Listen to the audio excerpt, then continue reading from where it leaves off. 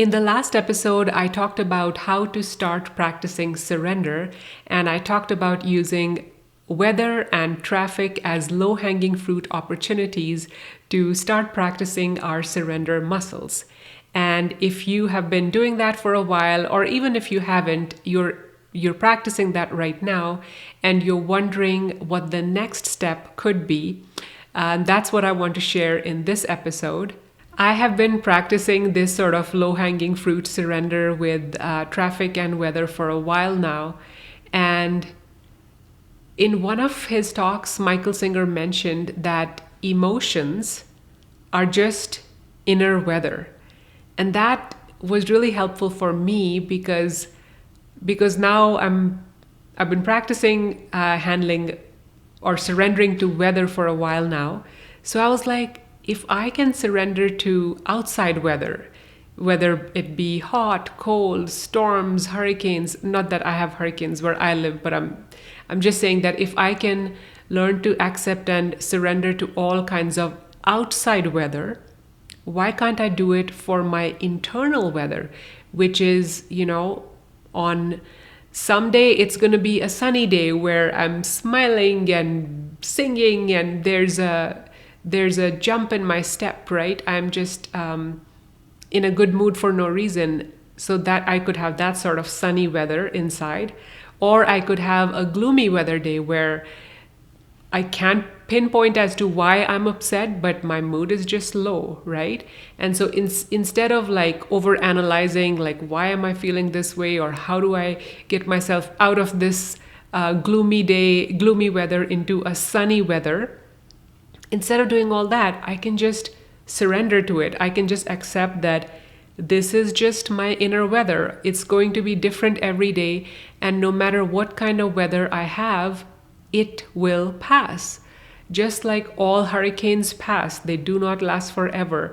Tsunamis pass, and these are the extremes, right? But so inside me, if I'm having a hurricane inside me or a tsunami inside me of emotions, I can surrender to it. I can give it the time it needs to pass through me, and I can just let it pass through me and accept it in the same way that I accept outer weather.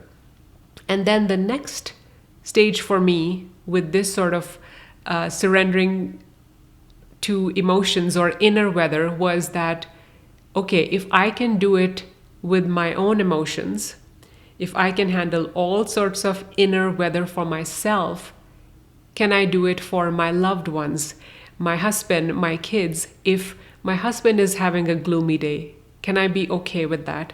Can I accept that and not try to change it because it makes me feel uncomfortable? Can I handle that discomfort? Can I see my kid crying over something that I cannot control and allow it to be? Recognize that just like I have all sorts of weather inside me, my kids, my husband, my other loved ones, they are all going to experience different sorts of inner weather at different points of time. So instead of resisting it, instead of trying to change it, can I just accept and surrender? And I'm not saying this in a non-compassionate way, like, oh, let them suffer, let them deal with their. But first I have to accept it in myself and let it not disturb me and let it not bother me. And once I have come to a place of acceptance and peace, that okay, they're going to have this weather, I'm going to allow them to have this weather, then by all means, if I can take some action, I will take some action to help them. And that action could be as simple as just giving them a hug and saying, it's okay, I'm there for you. And if there's any other problem solving needed, I will absolutely do that. But I have to do that action from a place of peace, from a place of surrender to that emotion first.